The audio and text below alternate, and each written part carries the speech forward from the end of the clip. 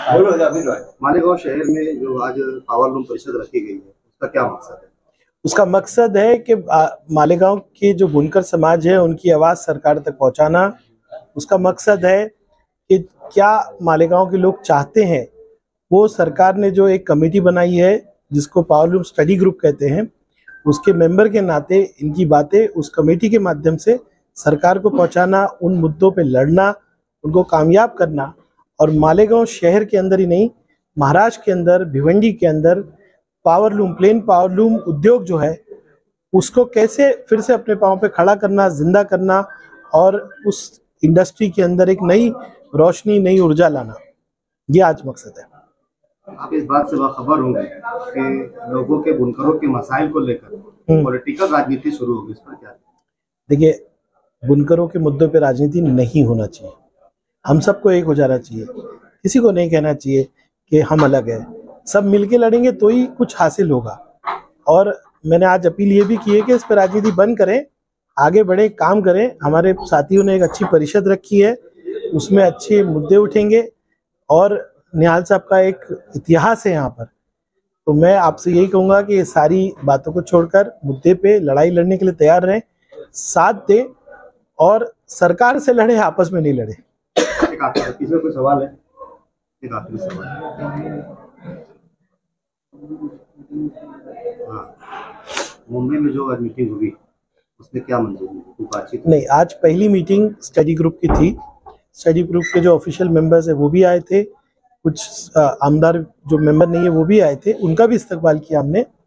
और study group ने अपना राह अमल और जो दायरा होता है वो तय किया कि हमारा ब्रीफ क्या है, सरकार ने हमको क्या ब्रीफ दी है। जल्द ही मुंबई में एक हम परिषद लेंगे, जो ऑफिशियल परिषद होगी, जिसमें सभी स्टेट के इलाके, भिवंडी, इचलकरंजी, मालेगांव, नागपुर, शोलापुर, जितने इलाके, उनकी बात सुनेंगे और किस तरह से आगे परिषद हमको काम करना है। जिसमें एक मुद्दा अहम जो हमने रखा है, जो मैंने खास तौर से अब इंसिस्ट किया है कि अगर 12 लाख पावर लूम है, 6 लाख भिवंडी में है, 3.5 लाख मालेगांव में, तो ये बात साफ है कि power loom, plain power loom से माइनॉरिटी, अकलियत का ही तबका ज्यादा जुड़ा हुआ है। तो हमको जो आपको मदद देनी है फाइनेंशियल, देखिए कोई भी चीज पैसे बगैर नहीं होती। आज अगर सरकार को हमको मदद देना है तो लोन देती है, उसमें इंटरेस्ट होता है और मुसलमान इससे दूर भागता है। तो हमने ये अपील की है कि सरकार शरिया कंप्लायंट, यानी शरिया के मुताबिक कोई ऐसा प्रोग्राम बनाए जिसके अंदर हम इंटरेस्ट ना लेते हुए इंसेंटिव ले और हम लोग कैपिटल ले, जिससे मॉडर्नाइजेशन हो। ये मुद्दा मैंने कमेटी में रखा है। मुझे उम्मीद है कि कमेटी के सारे मेंबर्स ने रिकॉर्ड पे उसमें सहमति दिखाई है, सरकार पॉजिटिव है। तो आने वाली जो रिपोर्ट जाएगी उसमें भी आप देखेंगे कि ये मुद्दा होगा। और मुझे उम्मीद है कि सरकार इस बात को मानेगी कि अगर आप कह रहे हो मुसलमान पसमंदा है, हमको मदद करना है, तो आपकी नीयत अगर अच्छी है तो आप जरूर इस मुद्दे को समझकर इस पर सही फैसला करें। आज की पावर लूम परिषद को अनऑफिशियल भी मतलब बताने की कोशिश की। ठीक है भाई, किसने कहा कि ऑफिशियल है? मैं एक मेंबर तो ऑफिशियल हूं ना, वो तो गैजेट है ना। तो कहीं भी मेंबर आएगा, सबकी सुनेगा, तो कैसे अनऑफिशियल हो जाए? और इस मुद्दे पे क्यों जाना? मैं ऑफिशियल, मैं एक आमदार हूँ, कमेटी का सदस्य हूँ, सदस्य की हैसियत से आया हूँ सबकी बात सुनने के लिए। मेरे माध्यम से आप सरकार से बात कर सकते हैं।